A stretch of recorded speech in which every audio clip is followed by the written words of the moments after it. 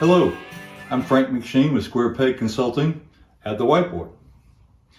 I'm a supply chain cash guide, and these are the components of the business-to-business supply chain as I see it. And there are opportunities to generate more cash in every part of this process. Let me show you what I mean.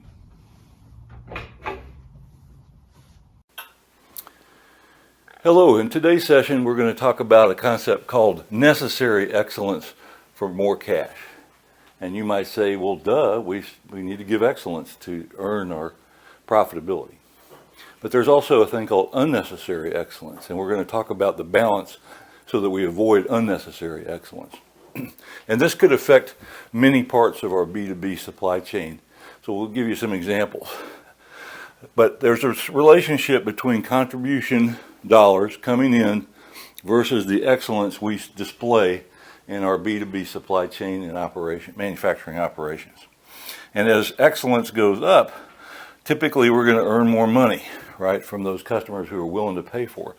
But at some point, it's going to start to flatten out. Either the customers aren't willing to pay for it, or we're just giving them out of good intentions and good performance, desire for good performance. We're giving them more service, more quality, more advantages than they really are willing to pay for. A couple of examples. In the move process, could be shipping things earlier than the customer needs it. Now it shows up, they weren't ready for it, got to store it, move it, etc. It's costing them money and may cost us cash in terms of lost sales. Also packaging, more elaborate packaging that's really needed, more protective packaging than is really needed to meet the customer requirements. In the make area, it could be shorter lead times. We're offering shorter lead times, shorter than what the customer really needs, that they're able to plan a little further, and we could have that flexibility of a little bit more of a lead time to optimize our planning and our loading of plants. In the design area, up in the plan section here, we could be designing in more functionality and more complicated designs than what the customer really needs to meet their requirements.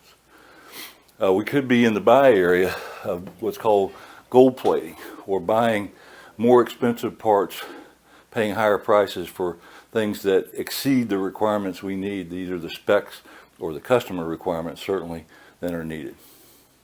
So those are the kinds of things you want to avoid, and you start to run into as we hit this point right here where necessary excellence starts to become unnecessary.